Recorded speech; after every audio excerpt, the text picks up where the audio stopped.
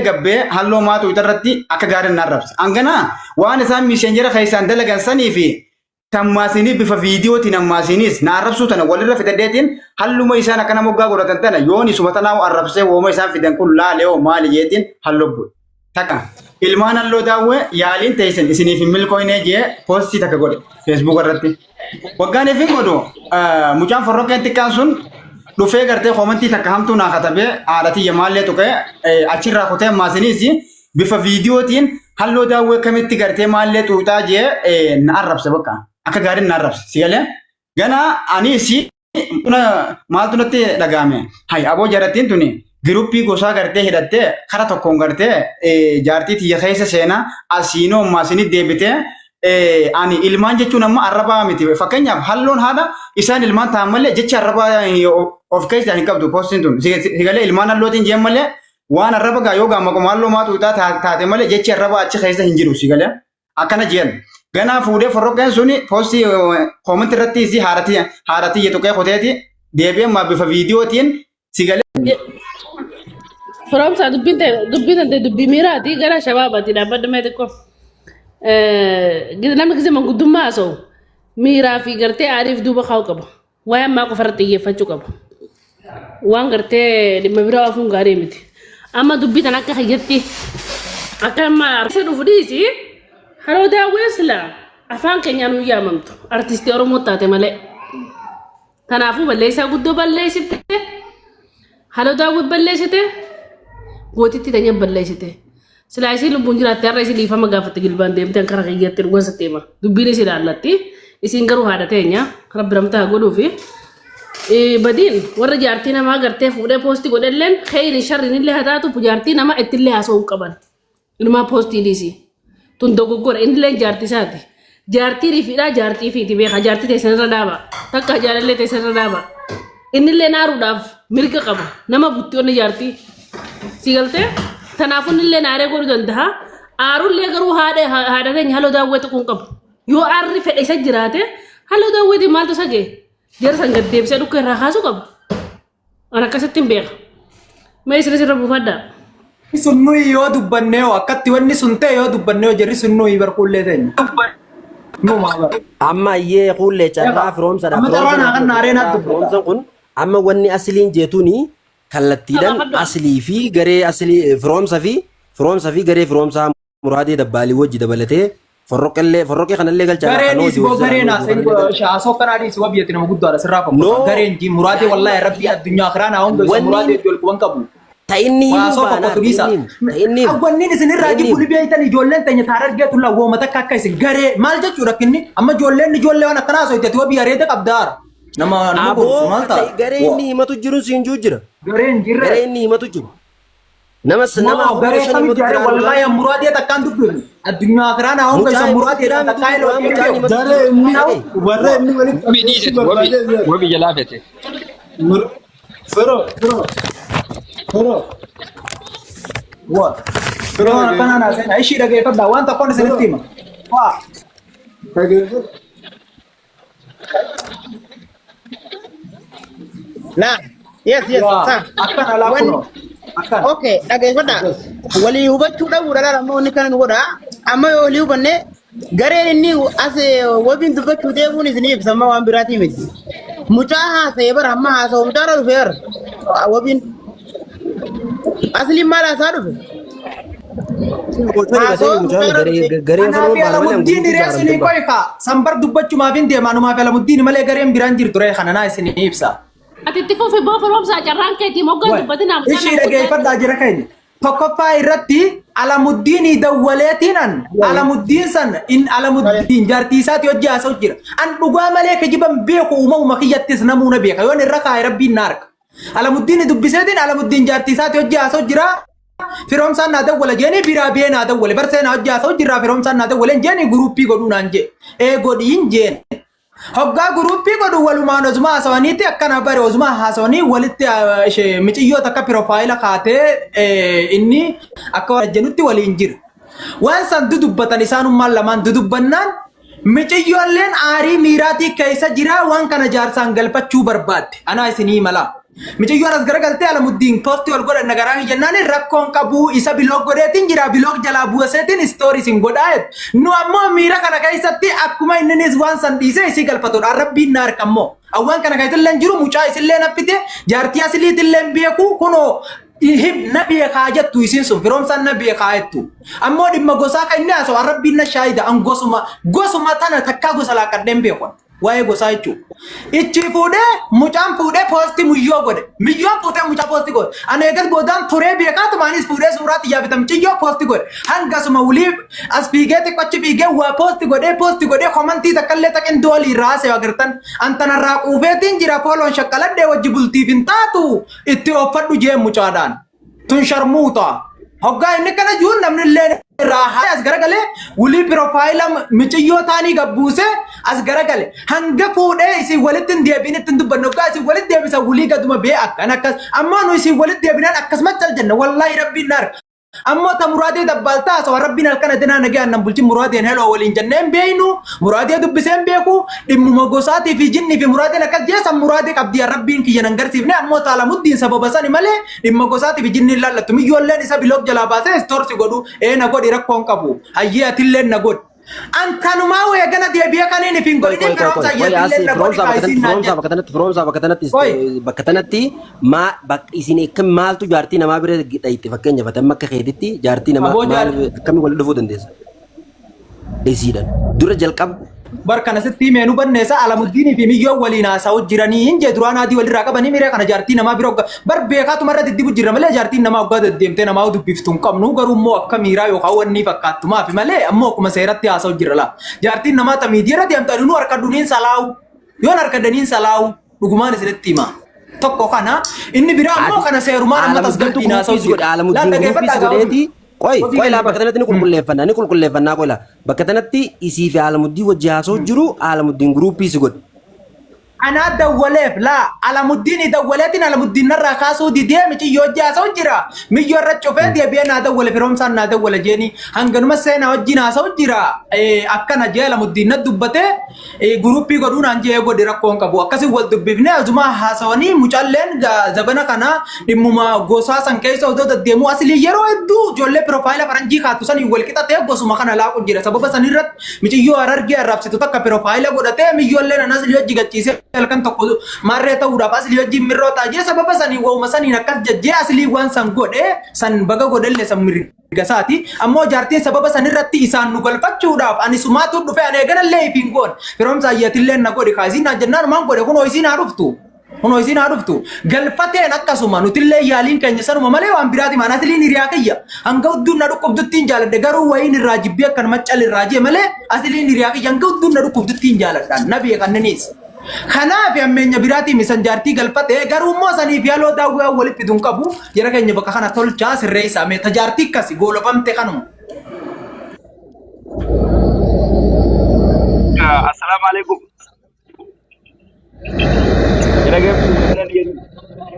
Waalaikum salaam.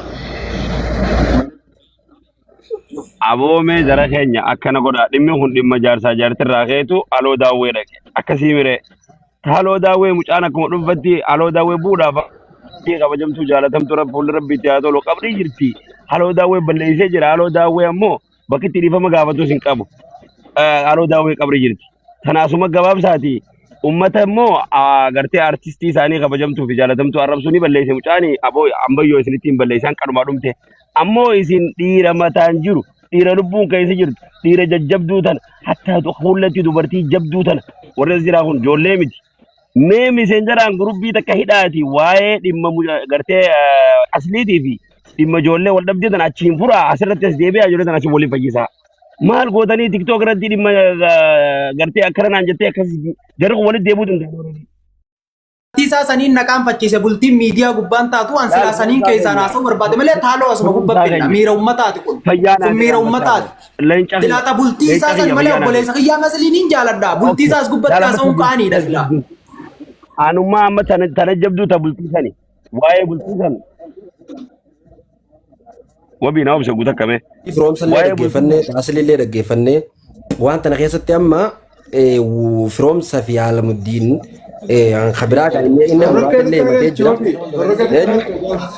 Annama galchuun danda'u nama tokko galcha aboon salphisi Wabi.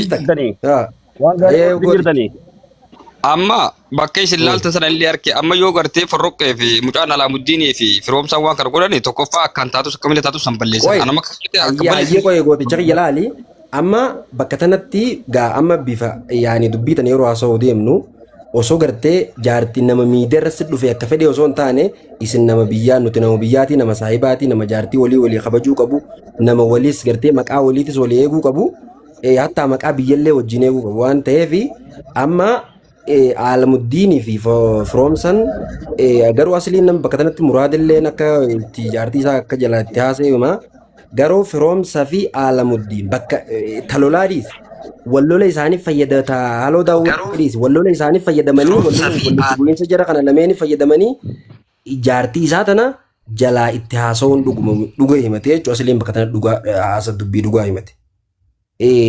Firoomsa afaan ittillee jalaa haasa'uun qaban yoo danda'ame bifa saahibaatiin bayaanuun bannaa galchaa yoo dandeessan silaa godhuu qabanii bakka tanarra dhaabbatee inni yoo loluun isaa ijoollee wal loluun numa dhuga qaban jaan bakka tanatti akka kiyyatte jechuudha.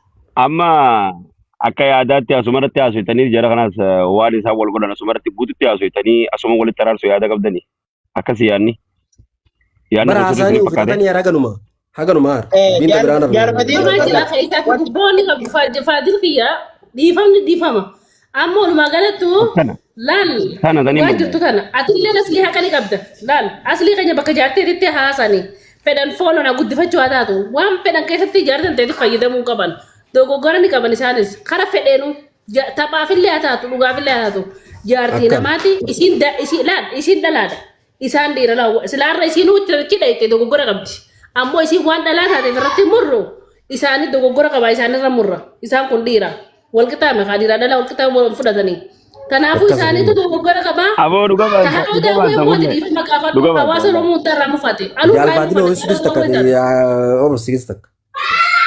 Kunlee dhuga baan bakka jaartii isaa tanatti amma firoomsan faan ija gartee nama gartee wanti yoo laallee isintu badii qabaa jechuudha. Taammoo gaa ta muraadeen maal godhe ta muraadee gaa mana taasigalii minaamini tana ragallee waan qabnu waan firoomsan afaan firoomsan. Aboo dhageeffadhu. Ayyee. Aboo jara keenya taraa carraa nu kan naame uummatana dhufnellee galatoomada. Hin dubbannu. Of. Booda dubbataa. Kurchanaa dubbataa. Harka booda dubbataa. Amma wanni barbaachisaa na isa beektaa bakka halluu daawwatu quuti nuti kan barbaannu badii jaratti as muruu dura isa hawaasa oromoo guutuu balleessirra badii murreet badii isaa xumurree achi booda sana ceena akkam jettan.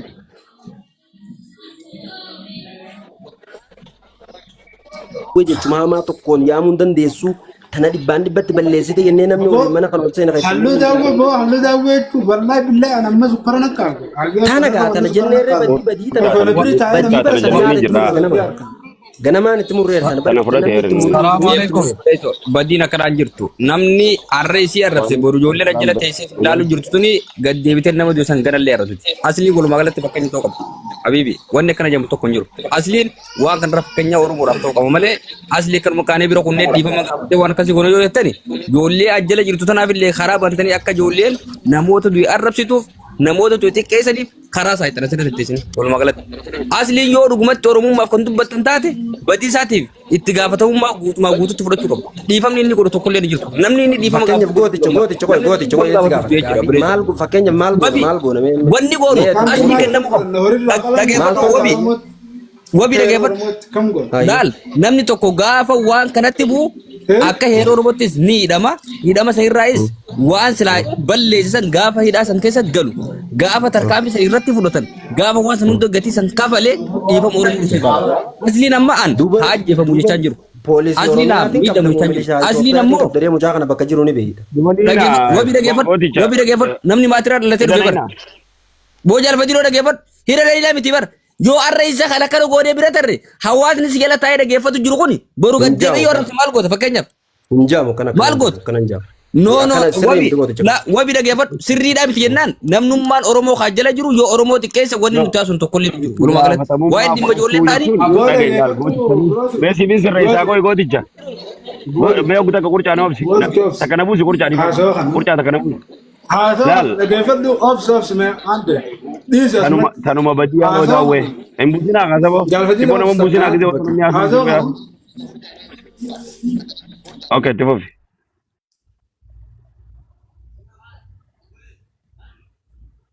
Laal oguu takka mucaa kana balleessee miti itti gaafatamuu mataa isaa fudhatee ganaa waan kanatti hin deebi'u waan kana godhuun kiyya badiidhaa jennaan gayaadhaan akka kiyyaatti. Kana achi hidhii mana kaayii hidhii tumii namuu suuqii keessa waliin jira baadiyyaa jira namni. wanni akkasiin jirtu Itti gaafatamuu fudhatee osoo haala qaawwa lubbuu jiraatte isii uwwisee dhiifama gaafataadha ta'e isii waan lubbuun hin jirreef dogoggoree hawaasa kiyya Oromoo hayyooti jedhu tuquudhaaf haadha xiyyaanoo daawwee tuquudhaaf jechuun ni gaa. Maaliif egaa bar qullee namni arraba qofaa miti nama jeesuun nama jirti. Assalamu alaikum. akkas bayyaan dhiyaadhu.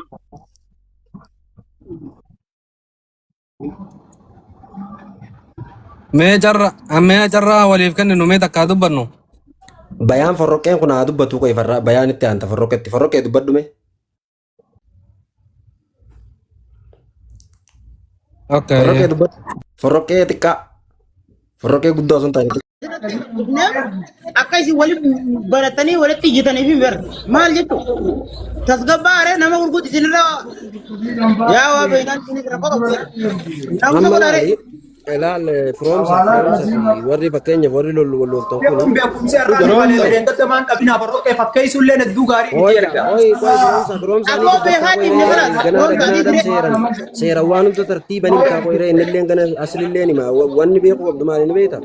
Amma fakkeenyaaf waan kana wanni as finnee as dhufnee fi namni kun nutiin kun wal beeynaa miidiyaa kanarratti saayii balleedhaa yoonna walitti hin daanne forroqee walitti daachuu dandeessaa isiniin kun nama nuti beeynu nama fooloo adfireendii waan hundaa walirraa qabnu garuu immoo lolli amma fakkeenyaaf bifata haganatti qeequni tarii gosummaatti dhufee guddatee namni gartee namni birallee walitti bu'uu danda'a yoon gartee inni fedhu gowwoomee fedhu maraatee fedhu akka fedhatee badii waan itti muramuu qabu san waan akka nama namatti muru san itti muraniituma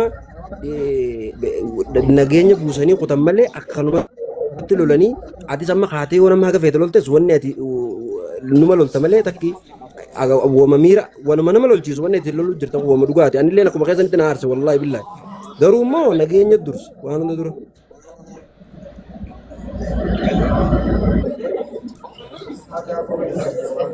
Kanaafuu sagalee networkii fakkaatti. Kanaafuu miira keessaa akkuma wabi ajaa'ibaa jiru. loluu jirtan kun miira keessaa baa miira lolaa osoo hin taane yoo gartee namaatu ergeettanis waan ragaa takka akkanatti abaluu.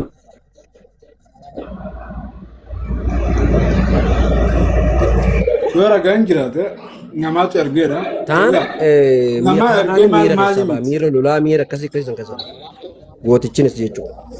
Caqubsaa namni nama erga jiru tokko ta'e waa'ee ergamaa dhiisa. Nama ergame namni fi tiiktookii fayyadamu namaa fayyadamu isa akkam jaallattu. Akkasii bifa dubbii karaa agartee lolatti osoo hin taane karaa nageenya buusuu karaa alaanaa. nama hundaa ol firoomsaa walitti dhiyaannee turre walitti dhiyaannee. Dhaadhaisuu fi ana malummaan qabu qurcaa na dubbatu qaame.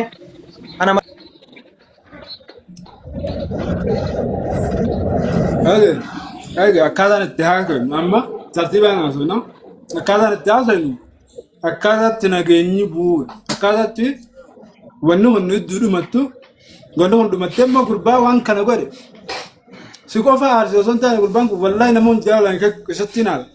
Nama hundaa ol isatti hin aaran. Nama hundaa ol nama aareedha. Garuu gurbaa waan aaraa hojjete kana dhufee mi'a jira. Qabnee gaafannee dhiifama artiistii teenya gaafachiifnee numaa beeku dhiirti dhiifama saba gaafachiifnee saba bal'aa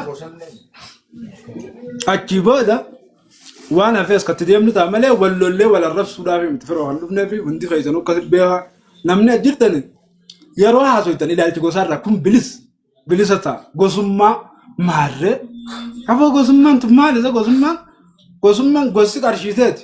Yoo waa balleessi obboleessi bira dhaabbata malee gosi kiisa feeti. Kanatti amana Oromoo taanaan dhiiga tokko namni nu kalaqooti tokko dubbatu kana miti warri shawaa dhufeen ajina gattaa obboleessa kiyya. Hai akkasii yaadaati akka heerri jiru akka heerri hambaa jirutti nama gurguddaa namni kun saphiin harri nama kana hunda daa'imni jiru akka eegamee sin daa'ima nama gurguddaa. Kun hundi seeraan haa ta'u qabdanii akkasii yoo ammoo nama biraa manguddoo biraa dabalannaa kan nama dura yaada bilchaataa qabu jettan. Simbeen obsa. Asli dapat dume laal wata asli. Isinun dul moggaan riinaadha. Tartiibaan maadha. Wal moggaaru fi takka wal. Bara nammaan tana himaa jiraati dhageeffadha laal dhageeffadha an dubbii jalarraa fuudheetiin bakkaan itti halloo tokkotti fi duraa deema obsaan dhageeffadha. Sigalee? Firoom obsi dhageeffadhu tartiibaan haasofna. Muudirraan kaafatina hundi keessanuu namoonni gartee shaatirrinis shaatirummaa teessan ofuma keessaniif qabadha. Akkasitti fuudhanii ragaa waan fakkeenyaaf namni tokko kana naan jee kana jee takka ragaa yoo jiraate dubbiin teetunis fudhatama qabaatti. Ragaa dhageeffadhu. Ragaa dhageeffadhu. Ragaan tokkoffaan madaamseenuma isaan itti haasofne. Lammaffaa irratti an akkana jenne jeetuma abbeetuma ijoommataa tana dura kakatu. Lameenuma tana wanni biraa hin jirtu. Ragaan biraa namni keessaa walii dawwalanii nama tokkoof tokkootu walii dawwalee ragaan biraa eenyutu isaan bireera. Galee garuu immoo Alaamuddinii fi Firoomsaan isaanii waan sani jiru anuu gartee itti seenee ture isaanitti. Isaanii suuraa isaanii hunda jala buusanii qalasaa suuraa 12 qabu tokko jofa jala guutanii isaanii tattaa'u girubbii keessa anuu itti seene si galee. Sela kalasaa geeffati xiqqaa gartee hojjaa tokko jalatti arganii bira tattaa'u jira si galee. Isaan mataa isaaniitiif ragaadha bira dhagee jira anuu si galee. Anuu miseenjira madaamseenaa seenee itti seenee isaan itti seenee no dhageeffadha nafti darbii bakkaan dhageeffadha bakka hanqina qabdu hunda itti deebitan si galee carraan keessanis ni dhufaatii obsa yeroo dheertuu qabna achi keessa amma dhageeffadha gabaabseetumaa fixaatii dhageeffadha dubbii yeedanaan isinirraa kararraa kaasa dhageeffadha urjaa dhageeffadhu niin fixadhaatii obsa. Waggaanii fichirraa fuunu muraadeenis keessaan jeeni yeruma isaanii tana namayyuu guyyaa tokkuma guyyaan kunis sunis waan kana dalagan isaan hundinuu gana amma chirraa fuuneeti guyyaa itti aanu forroqeen kun aboo gartee laal galgala gartee guyyaa walaatan galgala poostii gartee seenalleen goote isaanilleen godhan Firoomsaan inni godhe Alaamuddin inni godhe gana bakka forroqeen boo maaltu saboo miidiyaa irra deemutti rajeete keessaan dhufanii dubbise bara kanatti duutana wanni kanaatu uumamte jeeni. Ganaa fuudhee forroqeen kun manguddummaa nu iddoo dhufee dubbii nu iddoo dhaafite si galee dubbii nu iddoo dhaafite walii gaddanaaf madaamseenaan achi booda amma ganaa fuudheetiin appoostii takka.